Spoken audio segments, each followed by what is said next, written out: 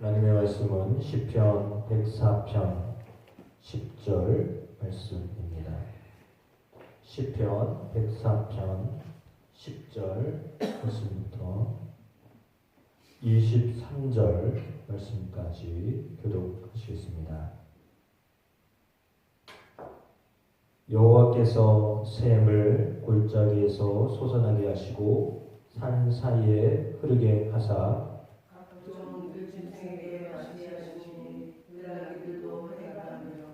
공중의 새들도 그 간에서 깃들이며 나뭇가지 사이에서 지저귀는도다. 그가 그의 부각에서부터 산에 물을 부어주시니 주께서 하시는 일에 그릇이 땅을 만족시켜 주는도다. 그가 가축을 위한 풀과 사람을 위한 채소를 자라게 하시며 땅에서 먹을 것이 나게 하셔서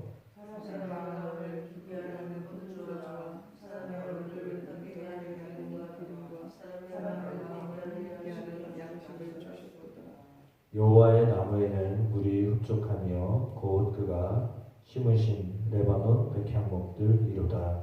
새들이 그 속에 깃들이며 학은 잔나무로 집을 심는도다.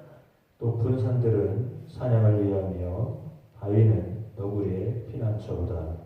여호와께서 날로 저주를 정하시며 해는 그 지는 데를 알도다. 주께서 흑암을 지어 밤이 되게 하시니 삼림의 모든 짐승이 기어 나오나이다. 젊은 사람은 그의 법을 쫓아 지으며 그의 법을 함께 구하더라.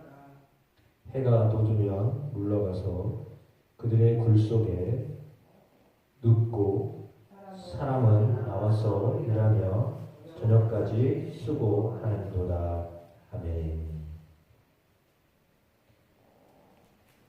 104편 말씀에는 계속하여 여호와를 속축하라고 하는 내용 속에서 피조 세계를 하나님이 어떻게 살게 하시는가에 대해서 설명해주고 있습니다.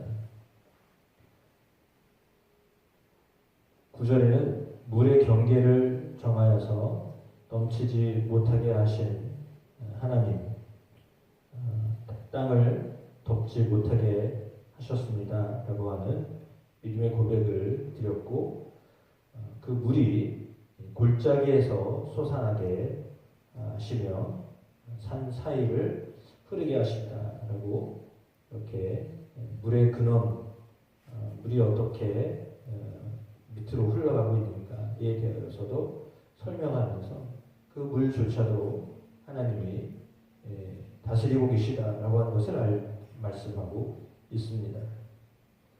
물이 없으면 생명이 유지될 수가 없기 때문인데, 생명은 하나님으로부터 나온다라고 하는 것을 알려주기 위함이다라고 보아야 되겠습니다. 그 물로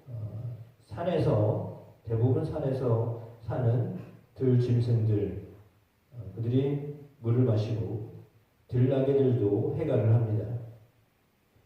공중에 사는 새들도 그 가에서 깃들이고 나뭇가지 사이에서 지저귀인다라고 했습니다. 물이 있기 때문이다라고 하는 것을 말씀하고 있습니다.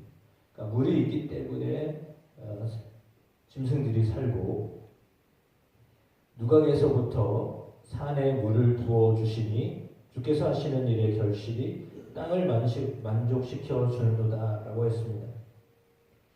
하나님이 하시는 것으로 인하여서 땅도 만족을 누리게 하신다라고 하는 말입니다. 땅에 있는 가축들을 위하여 풀 내어주시고 사람들을 위하여 채소를 자라게 하십니다. 땅에서 먹을 것이 나게 하셔서 그 먹을 것으로 물론 가축을 위하여서 사람을 위하여서 나게 하시고, 사람의 마음을 기쁘게 하는 포도주, 사람의 얼굴을 윤택하게 하는 기름, 사람의 마음을 힘있게 하는 양식을 주셨다, 이렇게 말씀합니다. 물로 인하여 이렇게 이 모든 일들이 일어나고 있는데, 그 물을 하나님이 주관하시는 분이시다라고 설명을 하고 있습니다. 15절에 보니까 마음을 기쁘게 하는 것과 얼굴을 윤택하게 하는 것과 마음을 힘있게 하는 것들을 달리 설명을 했습니다. 물론 품종을 포도주, 기름, 양식 이렇게 썼는데 그냥 먹고 살게 하시는 것이 아니라 그 마음을 기쁘게 하도록 하시는 하나님, 그 얼굴을 윤택하게 하시는 하나님, 그의 마음을 힘있게 하시는 하나님이라고 좀 구체적으로 이렇게 기록하고 있습니다. 그냥 살게 하시는 하나님이 아니라 하루하루를 그냥 살게 하시는 하나님이라도 감사한데, 그렇죠? 하루를 그냥 사는 것도 감사한데 그 하루 가운데 우리의 마음을 기쁘게 하게 하는 일들을 하나님이 행하신다는 겁니다. 그냥 사는 게 아니에요.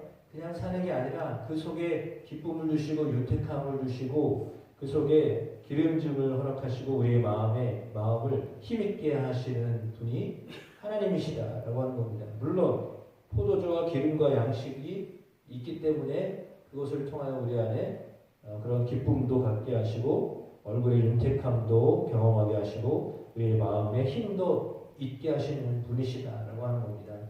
그러니까 그 모든 것들은 이제 물론 땅에서 나는 거잖아요. 땅에서 나게 하는 것을 누가 하게 하신 것이냐? 사람이 열심히 해서 나오는 게 아니라 하나님이 물을 대어 주셔서 하게 하신다라고 하는 거죠. 물론 자라는 것은 밤새 자라는 겁니다. 낮에 자라는지 잘 모릅니다. 근데 다음날 아침에 일어나면 식물이 부쩍부쩍 자라는 모습을 보게 됩니다. 그러니까 밤에 자라는 거예요. 사람이 낮에 일하지만 자라게 하는 것은 밤에 자라는 거예요. 그 사람이 하는 게 아니에요. 사람은 쿨쿨 자는 그 시간에 자라는 거예요. 너무 신기하잖아요. 그러니까 낮에는 열심히 일합니다. 근데 낮에 열심히 일할 때 자라는 걸 우리가 못 봐요. 밤에 자라는 거예요. 너무 신기한 거예요.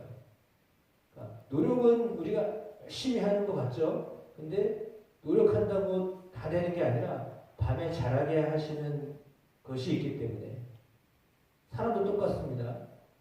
열심히 운동하는 것 같잖아요. 열심히 노력하고 애쓰는 것 같잖아요. 근데 밤새 자랍니다. 아이들도 그렇고요. 사람도 역시 마찬가지입니다. 그러니까 노력은 하는데 자라게 하는 것은 노력으로 되는 게 아니에요.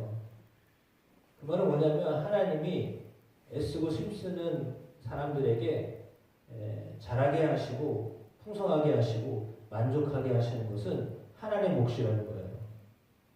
애쓰고 노력하는 건 우리의 몫이지만 그러나 그것의 결과는 하나님의 몫이에요. 하나님이 이렇게 해주시는 거예요. 우리 안에 윤택을 경험하게 하시고 기쁨을 갖게 하시고 우리 안에 힘을 얻게 하시는 그것은 하나님이 우리에게 주시는 선물입니다.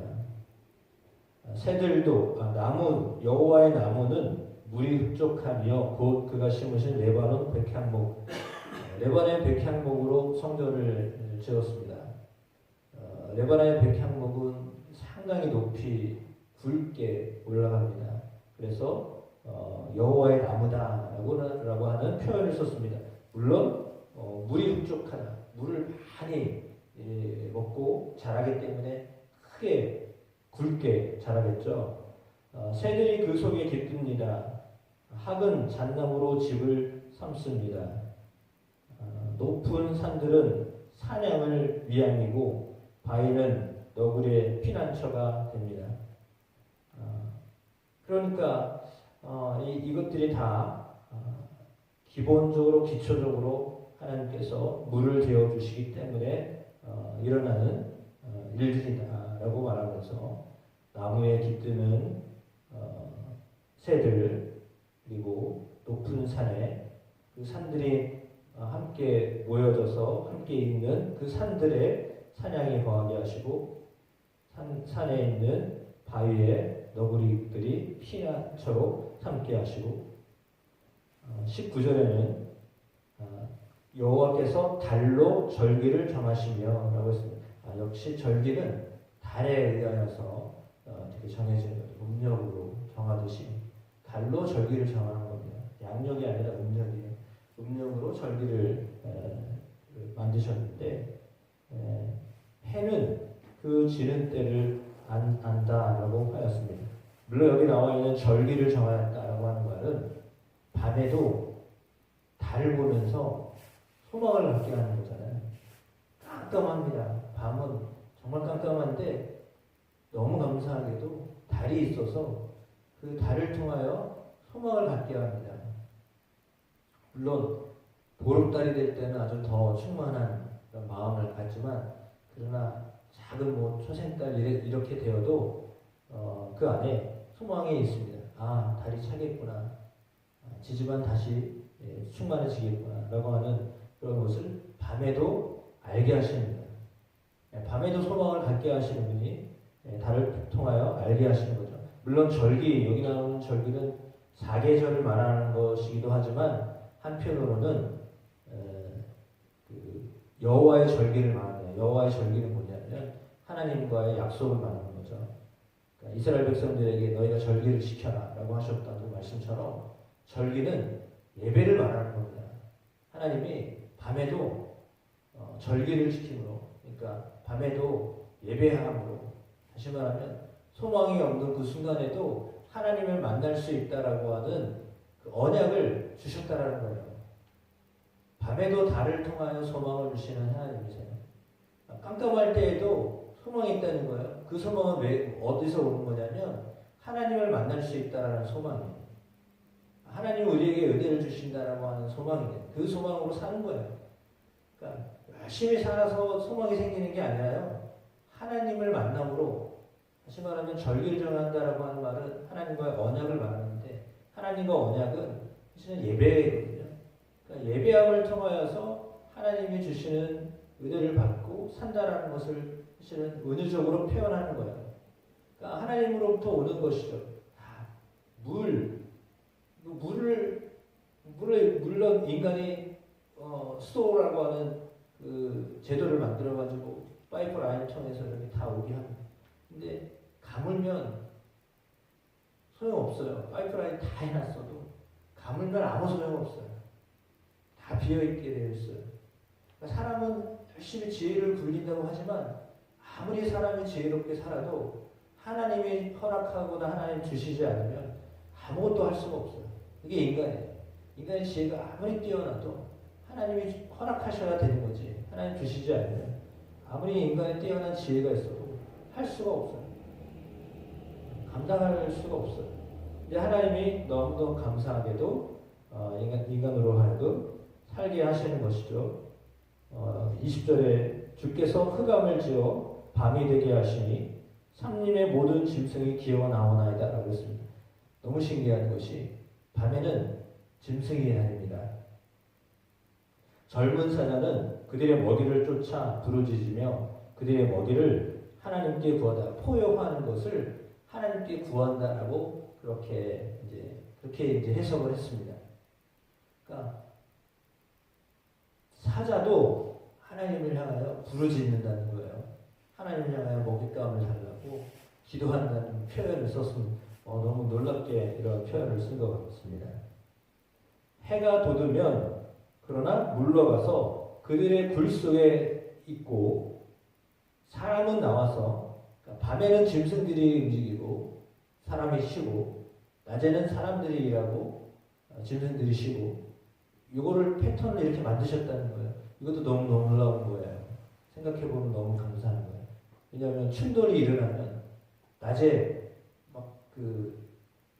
막 뛰어다니고 막 이렇게 된다 그러면 농사를 어떻게 짓겠어요? 뭘 할 수 있겠어요? 근데 너무 감사하게도 밤에 움직이게 하시고 낮에는 사람이 일할 수 있게 하셨다라고 하는 것, 너무나 감사해요. 이거를 하나님이 다 정하셨다는 거예요.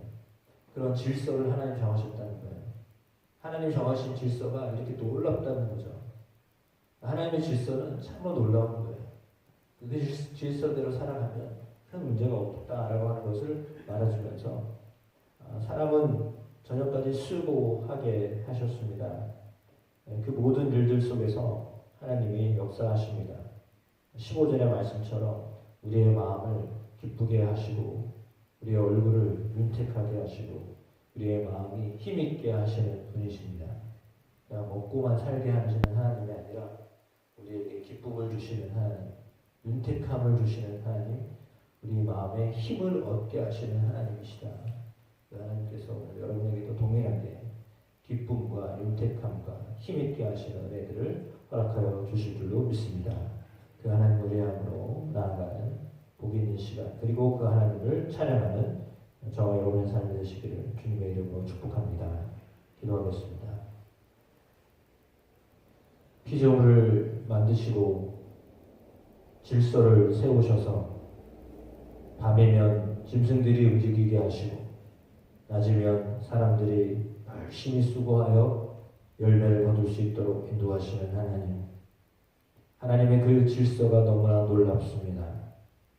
어두울 때에도 달을 만드셔서 소망을 갖게 하시고 언약을 갖게 하시고 하나님을 향하여 예배할 때, 하나님을 만나고 하나님을 기대할 때 하나님으로부터 오는 은혜를 붙잡고 살게 하시는 하나님, 오늘도 이 새벽에 하나님의 약속을 붙잡고 하나님의 언약을 붙잡고 하나님을 향하여 우리의 마음을 쏟아놓으며 나아갈 때 하나님의 우리의 마음의 기쁨과 윤택함과 힘을 허락하여 주심을 믿습니다. 하나님을 바라봅니다. 하나님을 의지합니다. 하나님께서 오늘 우리에게 주시는 은혜를 기대함으로 살아갑니다. 역사하신 주님을 찬양하고 그 주님을 높여 드립니다. 예수님의 이름으로 기도드립니다. 아멘.